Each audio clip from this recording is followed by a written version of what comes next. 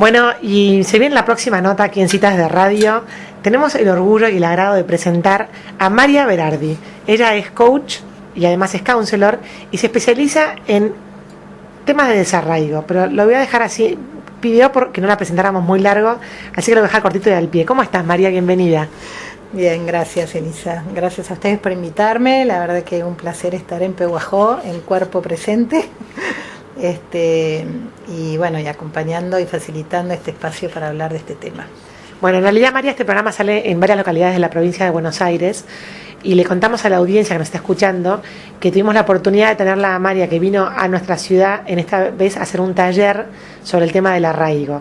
Lo contamos al aire porque cualquier persona que escuche esta nota y finalmente esté interesada en lo que estamos hablando, quizás la pueda contactar. Antes de cerrar la nota vamos a dar los datos de contacto para que justamente se contacte con esta coach que habla del tema del arraigo. Y es una palabra que no suena mucho, la palabra arraigo, y te quería preguntar, ¿qué quiere decir? Bueno,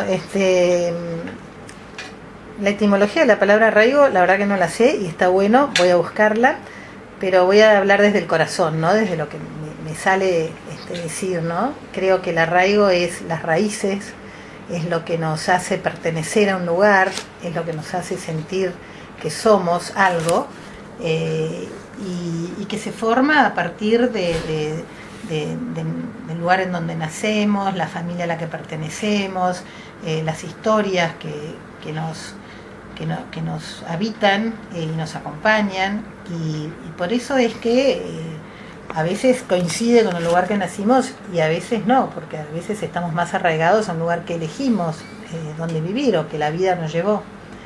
Y yo, bueno, me especialicé un poco en este tema por mi propia experiencia. Yo viví 6 años por trabajo de mi marido, nos fuimos a vivir a Francia.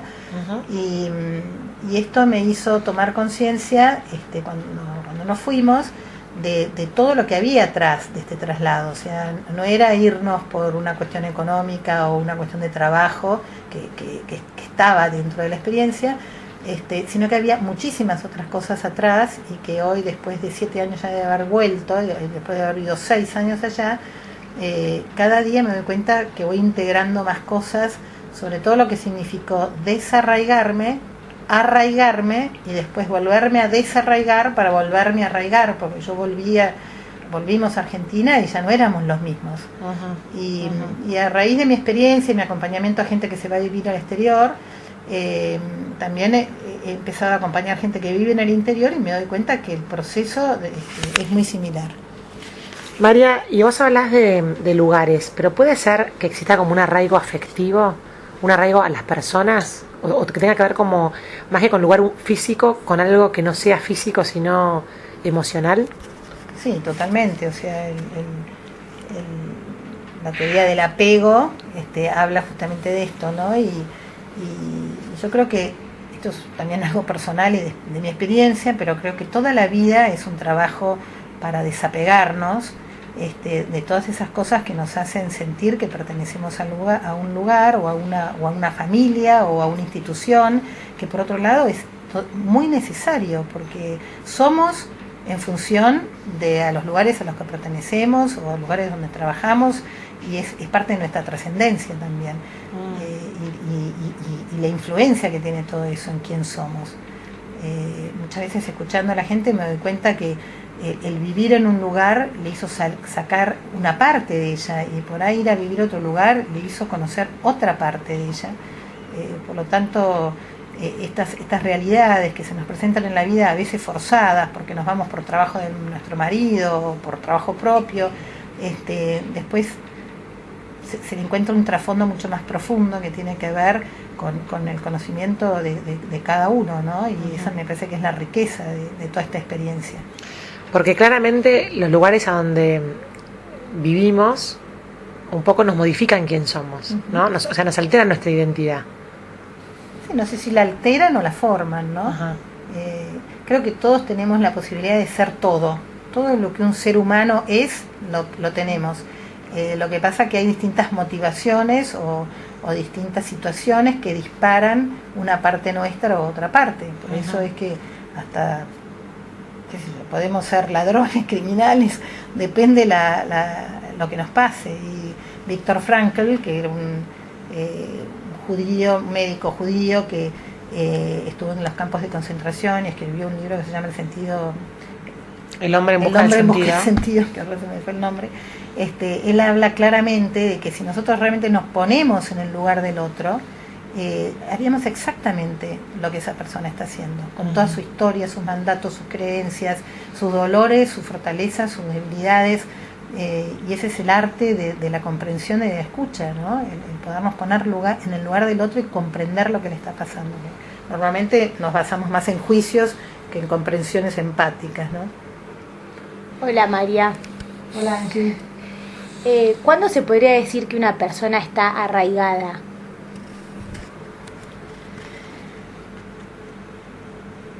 No te puedo contestar eso. Yo creo que es algo muy personal, porque vos podés sentir arraigada a un lugar. Nada tiene tiempo, todo es un ciclo en la vida de las personas. Y hay un montón de factores que a lo mejor vos vivís toda la vida en un lugar y nunca te arraigaste. Y por ahí llegás y a los 6 meses te sentís como si fuera tu casa. O sea, el sentimiento de arraigo, ¿qué síntomas trae, digamos? ¿La persona está contenta o qué te hace estar arraigado a algo?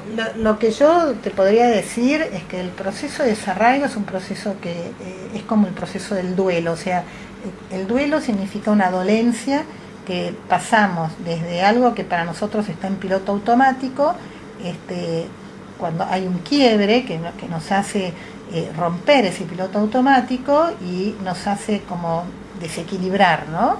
Entonces, hasta que volvemos a tomar el equilibrio, ese proceso es un proceso de duelo que no es solamente por la muerte de las personas, sino también por cualquier cambio brusco que tengamos en la vida.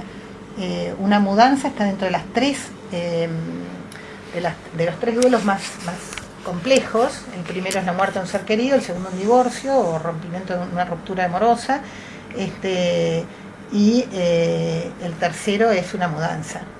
Y una mudanza a otra ciudad más, y una mudanza a otro país más, ¿no? O sea que son gradientes de mudanzas, digamos. Y yo no pongo reglas fijas, pero sí, vos mudarte dentro de tu país, no cambias de idioma, hay ciertos códigos que siguen siendo iguales, otros cambian, pero vos cuando te vas a vivir a otro país, culturalmente hay que adaptarse a un montón de cosas que las desconoces, el idioma influye muchísimo. Entonces eso es como un aditamento más, ¿no? Y todo esto se suma a las crisis naturales que tienen las personas. Entonces es algo más que se nos suma. Vivimos haciendo duelos, un montón de cosas, dejamos un trabajo, qué sé yo, pasamos de familia de 2 hijos a 3, pasamos de ser solteros a ser casados. Hay que perderle el miedo a la palabra duelo, en realidad en fondo es un cambio, ¿no? Exactamente, es un cambio y es el proceso que se produce, y esto está bueno remarcarlo, que las cosas no son el final, sino que el aprendizaje está en el proceso. Entonces cuando yo sé, por eso como yo no lo vivía esto cuando me fui, no lo aprendí, nadie me lo explicó, lo viví a los cachetazos. Eso es lo que a mí me gusta transmitir, que esto es un proceso, y el proceso de duelo tiene distintas etapas que hay que saber que vamos a pasar, no son así una atrás de la otra, son mezcladas, pero al principio hay como un proceso de shock, ¿no? Que no entendemos mucho qué es lo que nos está pasando, cuando tomamos la decisión, por ejemplo en este caso, irnos a vivir a otro lado.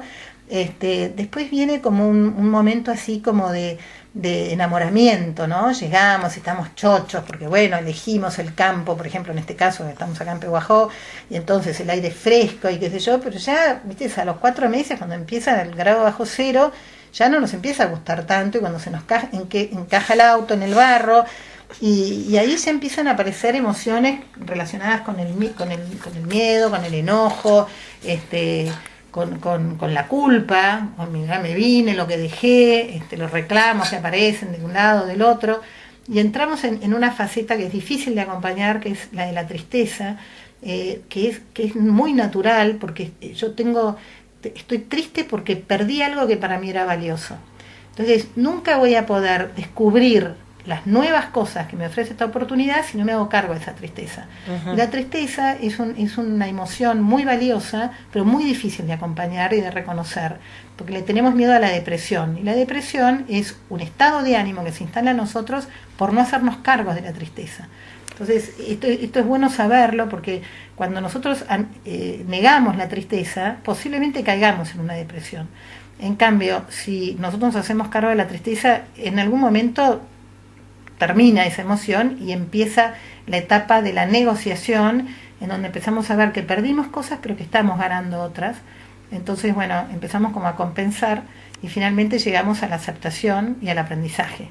Qué interesante. Vuelvo a lo que dijiste de la tristeza y lo difícil que es acompañar, ¿no? Cuando alguien, vos notás que, qué sé yo, tu amiga o tu marido o tu mujer está triste y en el fondo uno no sabe qué hacer con esa tristeza del otro, ¿no? O sea, ni que hablar el propio, porque ya que alguien día estoy triste, hay que tener bastante coraje para admitirlo, ¿no?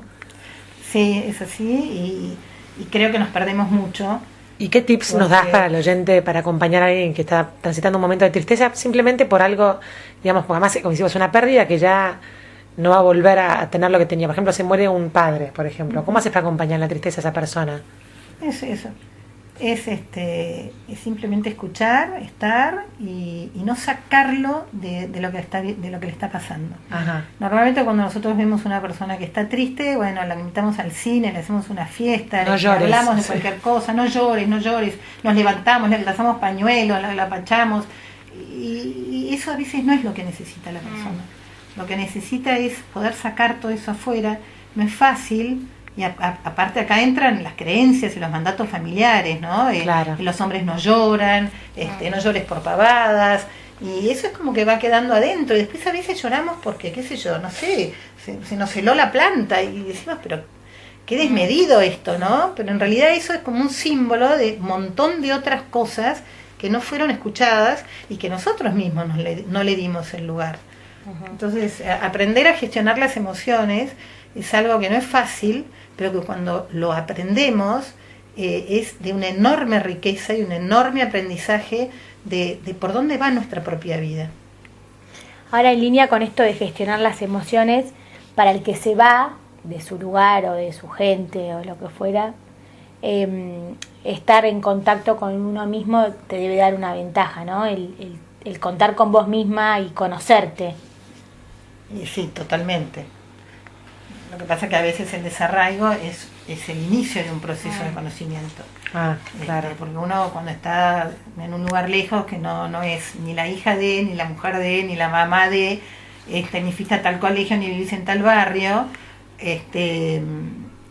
sos un ilustre desconocido. Entonces, ahí armar tu propia entidad nuevamente requiere de conocimiento, requiere de apertura, y requiere mucha comunicación con uno mismo y también con el entorno familiar. A veces lo que pasa es que hay uno que es el responsable del traslado, porque por ahí fue por su trabajo, normalmente es el hombre, pero hoy en día también es la mujer, y cuando empiezan a aparecer estas cosas, que tarde o temprano aparecen en algún miembro de la familia, la tristeza, el chiquito que está medio deprimido, que viene del colegio y enojado, y no sabemos qué le pasa. Entonces el responsable se siente que tiene que todo estar bien. Y bueno, si sabemos que en el proceso de duelo no todo va a estar bien, vamos a dejarlo que esté triste y lo podemos acompañar, esa parte de lo que le está pasando. Porque también algo que es importante saber es que si no creamos una dinámica de equilibrio emocional en la familia, hay uno que va a tomar la tristeza, entonces va a ser el deprimido, otro va a ser el enojado. Y por mirar a ese, no nos miramos a nosotros mismos, que también estamos pasando lo mismo. Entonces, conocer todo esto y aprender a gestionar las emociones ayuda a que se cree una sinergia familiar que es muy importante en estos procesos, porque es en quienes nos apoyamos. Qué interesante. María, si alguien está escuchando esta entrevista y le interesaría contactarse con vos o mismo pedirte que vayas a su ciudad, en una de las ciudades del interior donde salimos, como citas de radio, ¿dónde lo pueden hacer? Bueno, puedo pasar mi mail, que es berardi, con B larga, BERARDI, .maria@gmail.com, y si no también tengo una página web por el que la quiera ver, que es www.mariaberardi.com, La página está más orientada a los expatriados, por empresas que viven en el exterior, pero ya estoy abriendo también una solapa para los que viven en el interior. También tengo una página en Facebook que es María Berardi Expats. Y bueno, y si no, mi teléfono. Bueno, ya con todo. O citas. O en citas de radio, que nosotros los ponemos en contacto. Bueno, muchísimas gracias, María, por estos minutos. La verdad que da para seguir charlando, pero lo dejamos acá. Muchas gracias. Gracias, chicas, a ustedes por invitarme. Bueno, así pasaba por el micrófono en citas de radio María Berardi, coach especialista en el tema del desarraigo.